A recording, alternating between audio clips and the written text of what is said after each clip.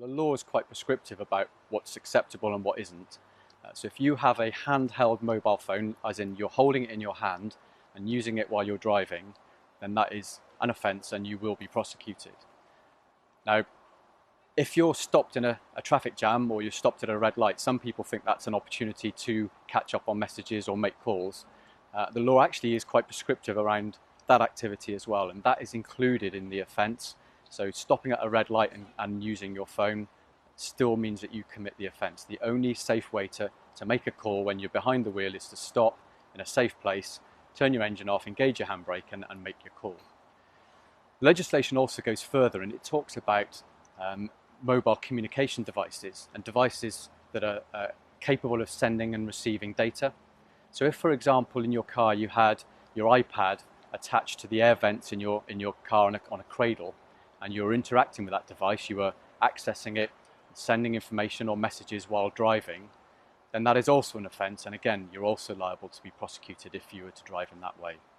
So the safest advice I can give people, and it's not the law, but it's the safest advice I can give people, and it's the advice I'll give to my 17-year-old son when he starts driving in the next few weeks, is when you get into the car, turn off your mobile phone, lock it in the glove box, lock it in the boot, or turn on airplane mode, and that way you can absolutely guarantee you're not going to be distracted and all of your attention will be on driving, keeping you safe and keeping other road users safe. The law doesn't prohibit the use of a mobile phone in a cradle. So mobile phone in a cradle or a hands-free car device or Bluetooth device are permitted by law.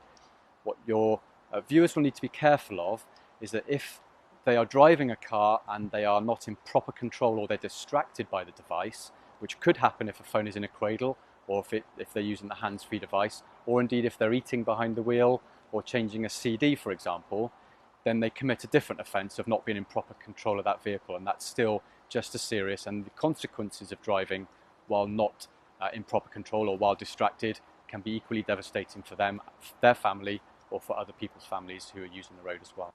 There's definitely a propensity for people to want to use their mobile phone when they're driving, and we see people using their phones when they're driving while we're out on patrol. Anybody that's seen by a police officer using their mobile phone while they're driving is going to be stopped and will be prosecuted. There's no doubt about that. Some of the examples where I've seen people driving using their phones, I drive an X5 marked police vehicle, and you can imagine it's very visible. Well, actually, people have not seen this vehicle as I pull up next to them while they're still on their phone. So that shows you the level of distraction that people suffer while they are using the phone while driving. And of course, those people are prosecuted, end up with points on their licence and having to pay a fine. So it's a really serious business we're talking about. And if you take it to its extreme and you're involved in a serious collision where somebody is hurt, or in the worst case scenario, somebody loses their life, you can expect that your phone will be looked at by the police, the data on your phone will be downloaded, and we will check to see if it was being used at the time, whether to make a call, to send a text message, or to gain access to the internet.